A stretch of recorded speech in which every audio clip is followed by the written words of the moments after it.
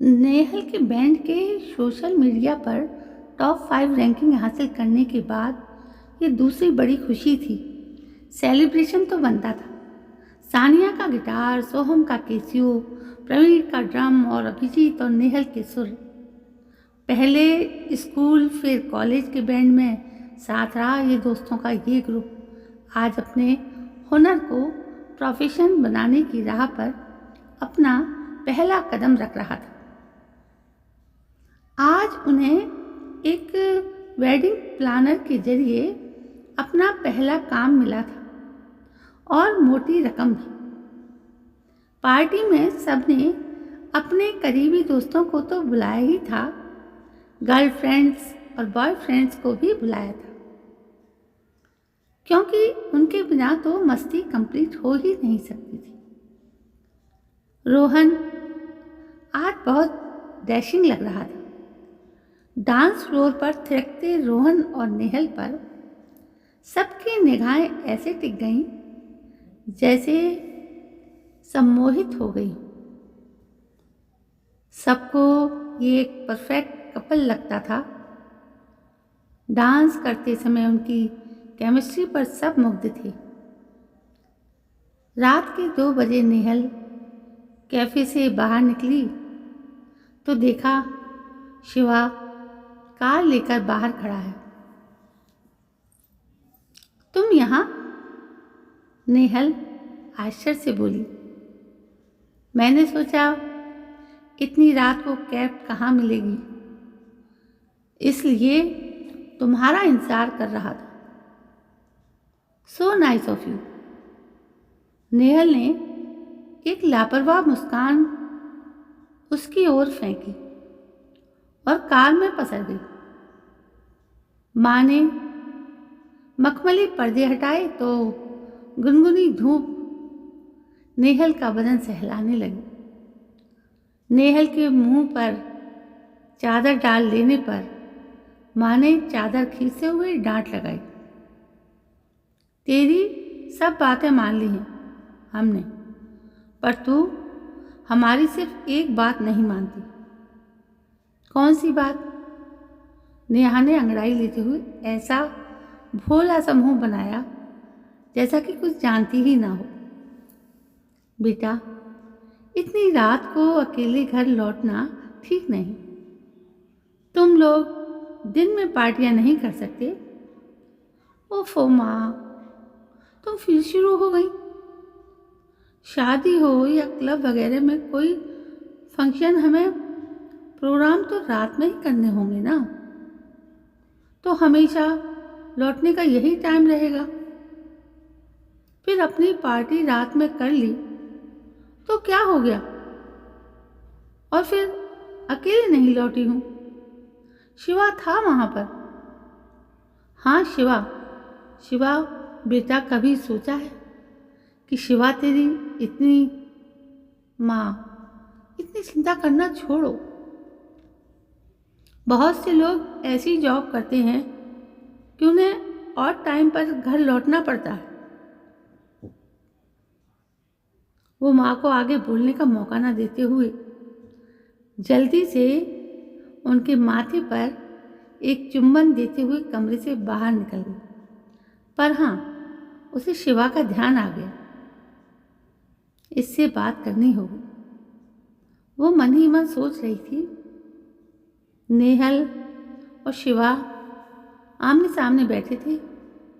शिवा, तुमने मेरे लिए बहुत कुछ किया है, पर मेरे लिए इतना भी ना करो कि शुक्रिया शब्द छोटा पड़ जाए। तुम क्यों इस तरह? कल मैं नशे में थी और थकी भी थी, इसलिए कुछ नहीं कहा, पर ऐसे आधी रात तक मेरा इंतजार करना। तुम जानती हो कि मैं तुमसे कितना प्यार करता हूँ। तुम्हारा ख्याल रखना, तुम्हारे चेहरे पर खुशी देखना मुझे वैसे ही खुशी देती है जैसी तुम्हें संगीत देता है। शिवा झिझकते हुए बोला। इसलिए तो मैं आज तुम्हें खुलकर समझाने आई हूँ कि हमारा कोई मेल नहीं है। मैं और रोहन, जिससे मैं शादी करने जा रही हूँ, शहर के सबसे अच्छे स्कूल के टॉपर, और तुम साधारण स्कूल के 10वीं पास। मेरा मानसिक स्तर तुमसे मैच नहीं करता। मैं तुम्हारे साथ खुश नहीं रहूँगी, समझा करो। शिवा को समझा बुझाकर नेहल चली तो आई, पर मन में उसका उदास चेहरा और भीगी पलकें देर तक कसकती रहीं। ये कौन सा बंधन है उसके और शिवा के बीच कि उसे शिवा को उदास भी नहीं देखा जाता, पर दिमाग उसे स्वीकार भी नहीं कर पाता। नेहल की शादी रोहन के साथ तय हो गई थी। रोहन अपने घर में नेहल के लिए एक स्टूडियो बनवा रहा था। ऐसे में एक एल्बम में काम करने का अवसर जीवन की सबसे बड़ी खुशी लेकर आया। हमारा स्टूडियो भी तैयार है। कितनी खुशी की बात है, मैं अपना पहला एल्बम अपने घर के स्टूडियो में बनाऊंगी। रोहन के साथ ये खुशखबरी बांटते हुए नेहल की आंखों में खुशी के आंसू थे, पर रोहन के चेहरे पर तनाव था। तुम कोई एल्बम नहीं बनाओगी? नहीं बनाओगी क्या मतलब? नेहल अचकचाई। देखो नेहल, मैंने तुम्हें इशारों में कई बार कहा है, अब जबकि हमारी शादी को कुछ ही दिन बचे हैं, मैं साफ साफ बताना चाहता हूँ कि तुम्हें अपना ये शौक छोड़ना होगा। छोड़ना होगा? तुम्हारा मतलब क्या है? ये मेरा शौक ही नहीं है, प्रोफेशन भी है, और फिर इसे क्यों छोड़ूं? वही मेरा मतलब है, ये प्रोफेशन छोड़ना होगा। हॉबी के तौर पर फैमिली फंक्शन में जितना चाहो गाओ बजाओ, इसलिए तुम्हारे लिए घर में स्टूडियो बनवा रहा हूँ, पर मैं नहीं चाहता कि मेरे अलावा और कोई तुम्हारी खूबसूरती को, तुम्हारी कला के जादू को सराहते हुए आह भरे।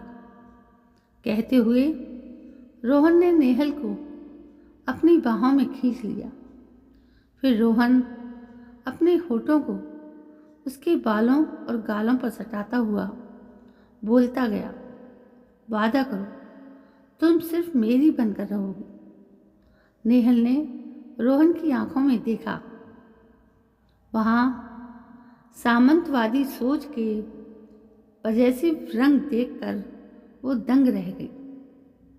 रोहन अपनी धुन में था। मुझे तुम्हारा यूं दोस्तों के साथ मस्ती करना अच्छा नहीं लगता, इसीलिए अपना काम धाम छोड़कर तुम्हारी हर पार्टी में अवेलेबल रहता हूँ, तुम्हें औरों की नज़रों में बचाने के लिए, पर हमेशा तो ऐसा नहीं कर पाऊँगा। इसलिए शादी के बाद तुम्हें अपने घर यानी तुम्हारी जन्नत में महफूज रखूँगा। इस तब नेहल ने खुद को छुड़ाया और भागती ही गई जब तक घर ना पहुँच गई। उसे याद आती जा रही थी शिवा की बिन मांगी सहायताएं, उसके साथ तरह तरह के माइक लाने, कितने बाजारों में भटका था वो। बचपन से उसका पड़ोसी शिवा, जो उसकी सहायता का कोई अवसर नहीं छोड़ता था। अक्सर सिंगर बनने के उसके सपने में उसके साथ बैठा उसकी समस्याएं सुनता रहता, उसके समाधान ढूंढने में उसकी मदद करता। उसके लिए तो वो क्लब जिसमें उसके ग्रुप ने पहली परफॉर्मेंस दी थी शिवा ने ही ढूंढा था, और इस वेडिंग प्लानर को भी उसी ने।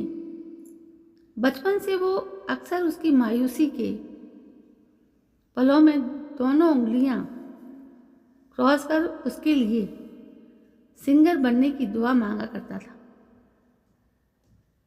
कहा करता था कि तू एक दिन सिंगर जरूर बनेगी। मैंने टूटते तारे से मांगा है मैं तेरे लिए, तू यहाँ अंधेरे में बैठी है। हम ढूंढ कर थक गए, कमरे में अंधेरा था इसलिए ध्यान ही नहीं गया कि ना कि तू हो सकती है यहाँ। क्या हुआ बेटा? घबराई माँ ने नेहल का चेहरा अपने हाथों में लेते हुए कहा। नेहल जैसे सोते से जागी। माँ, तुम्हें और पापा को रोहन पसंद नहीं था ना? अब इन बातों का क्या मतलब है बेटा? हम तुम्हारी खुशी में खुश हैं। बस हमें लगता था कि शिवा बहुत अच्छा इंसान है। उसकी आंखों में तेरे लिए सच्ची चाहत दिखती थी। पर नेहल माँ से लिपट कर फूट फूट कर रो पड़ी। अभी देर नहीं हुई है बेटा, शादी की तैयारियों की तू चिंता मत कर। सब कुछ सुनने के बाद माँ बोली, कैसे ना करूं पापा की मेहनत की कमाई। नेहल आंसू पोंछकर मुस्कुरा दी और कमरे से निकल गई। माँ को कुछ भी समझ नहीं आया। शिवा, तूने मेरी सभी व्यवहारिक समस्याओं का समाधान किया है। बता, एक हफ्ते में मुझे कौन सा स्टूडियो मिलेगा एल्बम रिकॉर्ड करने के लिए? तू तैयार हो जा, निकलना पड़ेगा देखने के लिए। शहर में स्टूडियो की कमी थोड़ी है। पर पहले बता कि ये हालत क्या बनाई है? रोई है क्या? शिवा परेशान हो गया। हाँ, मैं सोच रही हूँ कि स्टूडियो तो मिल जाएगा, पर तेरा शादी का जोड़ा 10 दिन में कौन सा टेलर सिल कर देगा? नेहल शरारती मुस्कान के साथ बोली। मतलब क्या है तेरा? तू अपनी मर्जी के लड़के से शादी कर और खुश रह, पर मुझसे शादी करने को मत कहना। कह चुका हूँ मैं पहले भी, मैं शादी नहीं करूँगा। नेहल ने पहली बार शिवा का गुस्से में कठोर हुआ चेहरा देखा। वो उसके बहुत करीब आ गई। मुझसे भी नहीं, नेहल से सब कुछ सुनकर शिवा की पलकें भीग गई। अच्छा हुआ तुझे उसकी असलियत सही समय पर पता चल गई, लेकिन इसके लिए मुझसे शादी करने का निर्णय लेने की जल्दबाजी करने की ज़रूरत नहीं है। अगर मैं तुझे नहीं पसंद तो इंतज़ार नहीं। शिवा, आज मुझे लगा कि शायद प्यार तो मैं तुझसे ही करती थी, पर अपने हुनर और हमेशा अव्वल आने के गुरूर में समझ नहीं पाई कि प्रेम के 2.5 अक्षर मोटी पोथियों से बड़े होते हैं। जो भाव सोच को पवित्र बनाता है, समर्पण सिखाता है, वो प्रेम है। और जिसने ये 2.5 अक्षर नहीं पढ़े, उसकी सारी पढ़ाई लिखाई बेकार है। मुझे किसी का इंतज़ार नहीं करना। मैंने अपने दिल पर लिखे तुम्हारे निश्चल प्रेम के अक्षर पढ़ लिए। कहते हुए नेहल पूरी गर्मजोशी के साथ शिवा की बाहों में समा गई। तो दोस्तों, गरीब दोस्त भी कभी कभी दिल के बहुत अमीर होते हैं और ये अमीर प्रेमी दिल के बहुत टुच्चे होते हैं। तो ये बात इस कहानी से साबित होती है कि हम अपना हम सफ़र चुनने में बहुत सोच समझकर कदम उठाएं, जैसा नेहल ने किया, क्योंकि यदि देर हो जाती तो बहुत कुछ बर्बाद हो जाता। दोस्तों, ये कहानी आपको कैसी लगी? यदि कहानी पसंद आई हो तो प्लीज़ मेरे इस चैनल को सब्सक्राइब करना ना भूलें। कल मैं फिर हाजिर होती हूँ एक नई कहानी को लेकर। तब तक के लिए जय हिंद, वंदे मातरम।